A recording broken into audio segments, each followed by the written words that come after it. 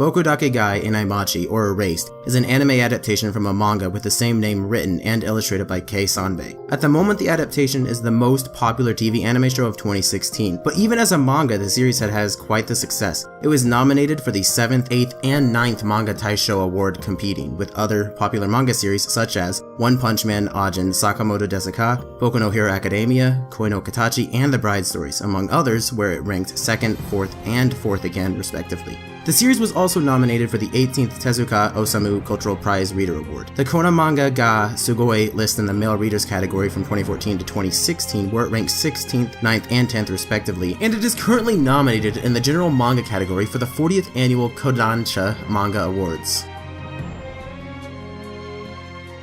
A spin-off novel titled Bokudake ga Inaimachi, Another Record, written by Hajime Ninomae, was serialized in Kadokawa's monthly digital novel magazine Bungei Kadokawa from November 2015 to March 2016, and it elaborates of the killer's motivations.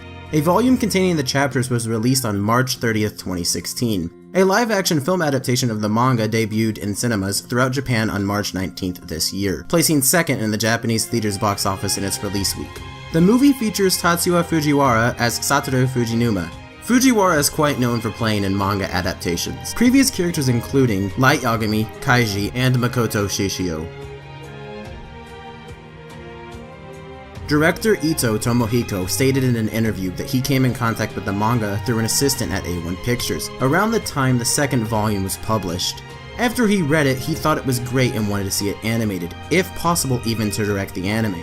He set out to convince Aniplex and Kadokawa behind the scenes, and that's how the anime was greenlit. Another main reason Ito wanted to do this show was because of the feelings of nostalgia it gave him, being born in the same year as Satoru. He hoped that viewers who watch the show will be reminded of their childhoods, and thus will reach out to connect more with their parents and childhood friends. When the anime was proposed to the manga author, his reaction was, "You're doing this?" thinking that people who like watching anime may not enjoy it. Some fans of the series were disappointed by the identity of the main antagonist and the overall easiness of the mystery.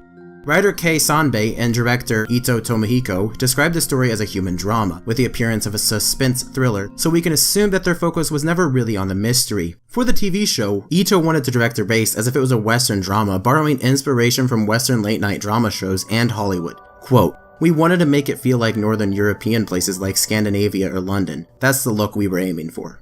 This is just my opinion, but as proof that the mystery was not all that important, if you paid attention to the opening, which was storyboarded by Ito himself, and paused at the right time, you could have seen the killer reflected in Satoru's broken glasses. The answer was in plain sight all along. During the production, they were afraid that if the pacing was too slow, it might become boring, and you can tell there was a lot of effort put into it to make sure things remained interesting. For example, the production team decided to not simply reuse scenes and flashbacks. Instead, they used the Japanese writing of the word revival, which is replay, as inspiration. They decided to go with the film reels as a metaphor, thinking that's how Satoru must see revivals, and used it to give the show a much more distinct atmosphere and unique visuals.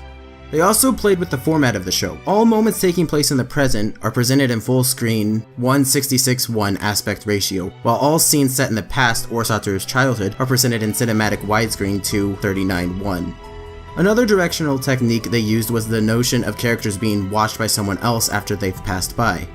The animation wasn't their only concern. In various interviews, Ito talked about the way they were using background noise to create a feeling of uneasiness, like bangs or rumbles and roars, similarly to David Fincher and other Hollywood movies.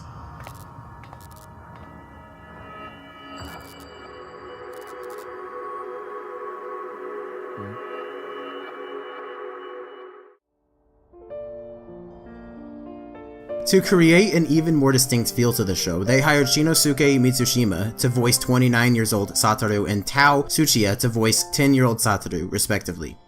For both actors, this represented their first voice acting role. They usually acted in front of the camera and not a microphone.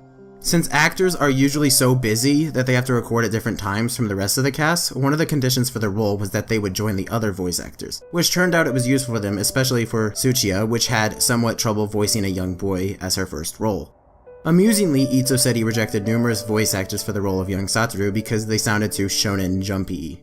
Interesting choices were also made for the roles of Sachiko and Yashiro, which were not decided via auditions.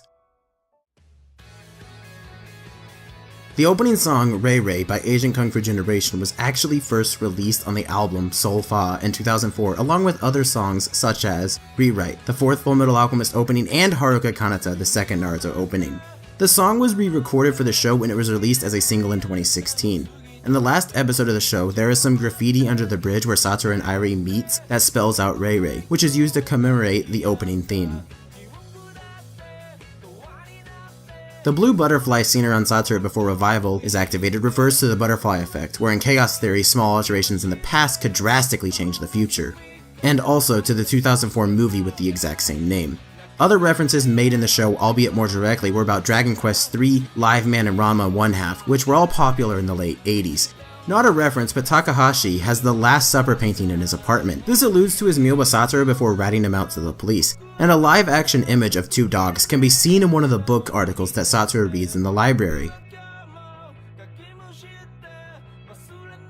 As everyone must have noticed, the opening for the 11th episode changed, eliminating Satoru completely from it, uncovering the eyes of the characters, and applying the changes Satoru made, like Jun Shiaratori's imprisonment.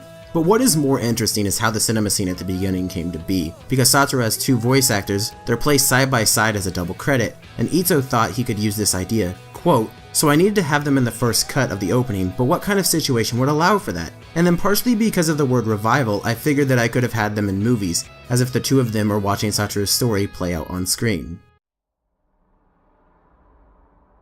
And for the last fact, let's talk about Kaio. Ito said that the character of Kaio left a really large impression on him because of the strength she shows at such a young age. And even if they had a short amount of episodes and had to cut some manga chapters out, he added an extra scene to flesh out her character better. He also said in an interview that they want to make people think Kaio Hinazuki is just so cute. And then there is this.